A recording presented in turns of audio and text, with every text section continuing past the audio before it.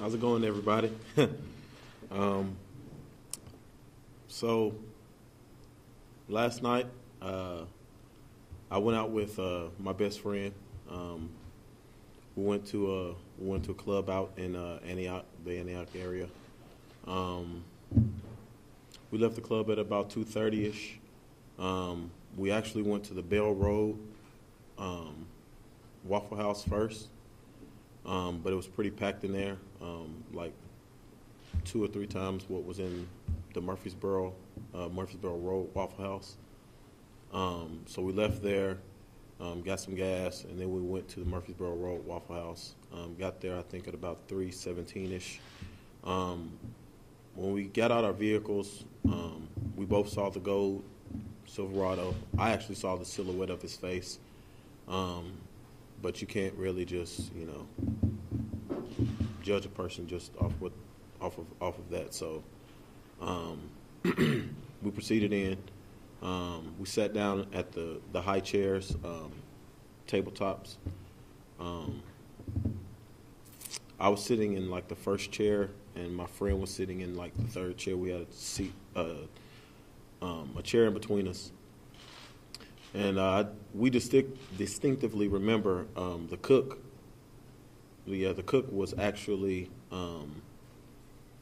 washing dishes, and he was stacking the plates up, and he was stacking them pretty high up on the hood to where we were like, those are going to fall off. Well, at the same time he was doing that, another Waffle House employee was actually about to go on his break, and I heard him say, he said, I'm just going to go smoke a cigarette, I'll be right back.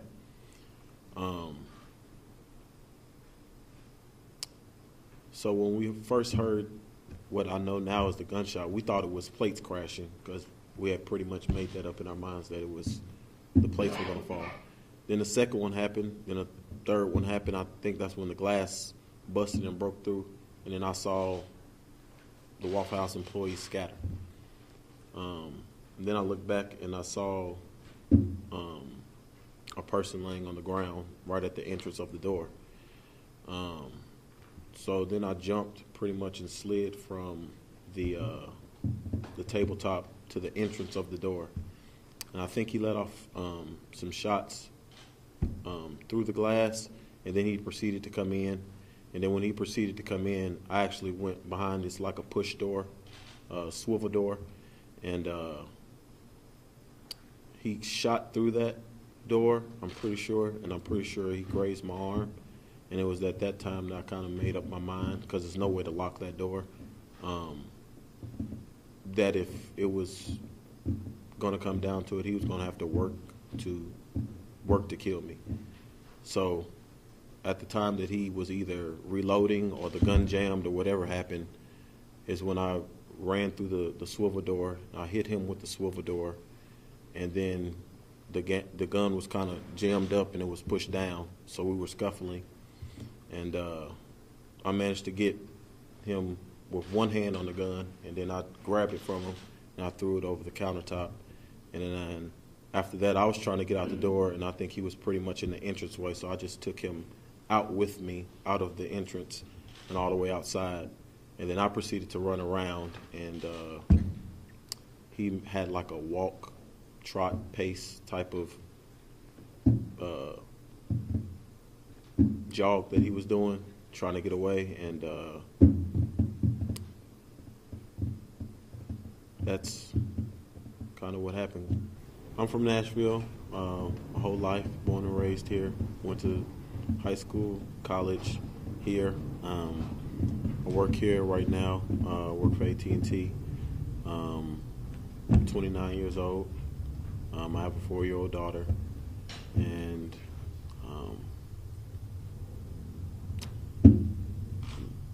I think I'm a pretty cool guy to be around. Do you have any sort of training in anything like this before? Did you know you had this in you? Yeah, I knew I had it in me, but I haven't had any specific combat training. It's just, I had to fight my daughter every night so I can put her to bed. But I just knew it was me or him, or that type of scenario. So I chose to go with what I wanted to go with, and it worked. Did you think about your daughter in that moment? I didn't think about my daughter. On my Instagram and Facebook, everybody's calling me a hero, but I want people to know that I did that completely out of a selfish act. I was completely doing it just to save myself. Now, me doing that, I did save other people, but I don't want people to think that I was the Terminator or Superman or anybody like that. It was just, I figured if I was going to die, he was going to have to work for it. So I rushed him, and it actually worked out to my favor. So I actually didn't think about my daughter until I got in the ambulance, and one of the paramedics asked me about myself, and I told him I had a 4-year-old daughter, and that's when it really kind of hit home. Yeah, talk about that. And now that it's kind of setting in a little bit more, you put your life at risk, and you got a little girl now. So if I didn't put my life at risk, I'm probably not here. Like I didn't know that he had extra magazines in his coat pockets, but when I seen the barrel down, I mean, you can shoot at the ground all day. That's not going to really hurt anybody. So that was my opportunity, and I went for it. So it paid off. You showed no fear in your actions. Your family's all here in support of you today, and obviously, as your family, they're worried about your safety moving forward. How do you feel knowing this guy's still out there? It's uneasy, to say the least. But I don't feel like he's purposely after me now. He might be mad that I got a control of his weapon and threw it, and I could see that, but I don't think he'll purposely come after me. But then again, I didn't think Waffle House would be getting shot up at 3:30 in the morning while I'm there or ever. But it's uneasy for sure. Did he say anything to you? Did he speak? He was kind of cussing when we was wrestling around with the gun, and when I finally got the gun from him and threw him, and when we was outside, he was doing a bunch of cussing like I was in the wrong, trying to save my life. But that was it. It wasn't any kind of any talk in between, really. It was just I knew I had to get that away from him as soon as possible. So. What did you see in his face?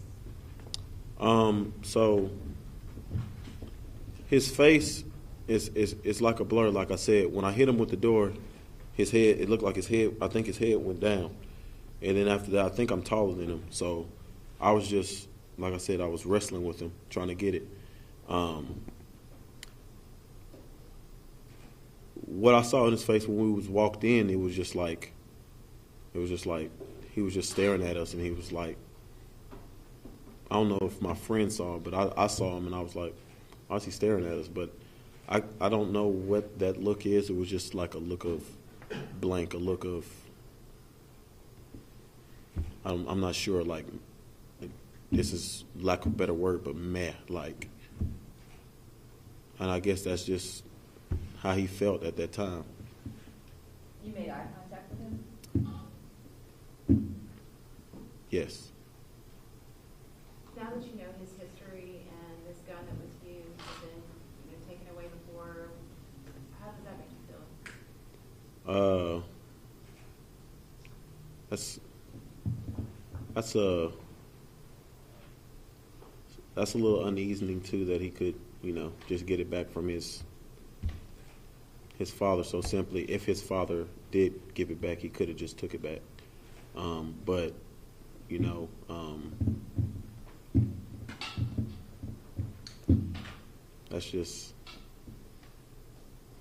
that's kind of beyond me to think about right now, because thinking about some other stuff, but yeah. What happened to your friend? How'd that go? My friend's actually behind you all. He was actually in the bathroom, and I was in the hallway, and he's there. He's unscathed, and we're all good. What are your injuries? You have the right hand? So my knuckles busted up. I don't know if that came from glass or if that came from when we was fighting and punching. My pinky is pretty split up. When I grabbed the barrel of the weapon, it was hot from being discharged, I guess, so many times. But I really didn't care because it was life or death at that time. I didn't even feel it. And then when I grabbed it, I just threw it over there. Then when we tussled and moved outside, I actually, when I was going around the corner, running back up the street, I actually fell, and that's when I slipped and hit my knee. And then I also have a graze from a bullet on my upper elbow. Did you go to the hospital? I did. Okay. So you got released this morning and then went to church? Yes. Obviously, then you're a pretty religious person. Do you think that there was someone watching over you to give you this power? Or I'm actually, if you would ask me, I'm actually not a greatly religious person. I do believe in a divine entity. I just don't know if his name is God or Jesus or Buddha or Allah or whatever it is. But I know that in a tenth of a second, something was with me to run through that door and get the gun from him. Because you could probably do that 10 times and you could only come out one time with the outcome I came out with. So somebody, something, some divine entity, something was looking over me. So I just find it amazing that, you saw 4 people murdered, you attacked this guy, and you went to church when you got out of the hospital. well, I just wanted to persevere. I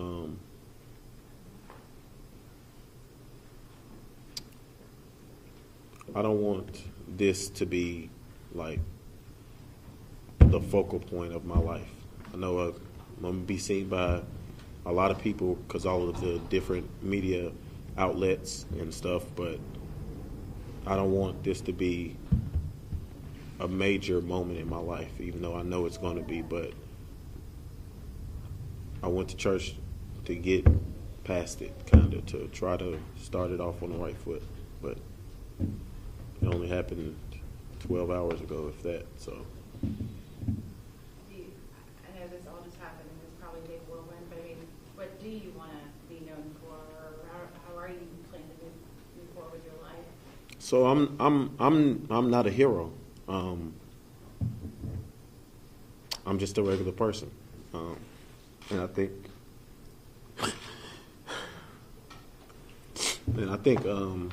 anybody could have did what I did if they're just pushed in that kind of cage, and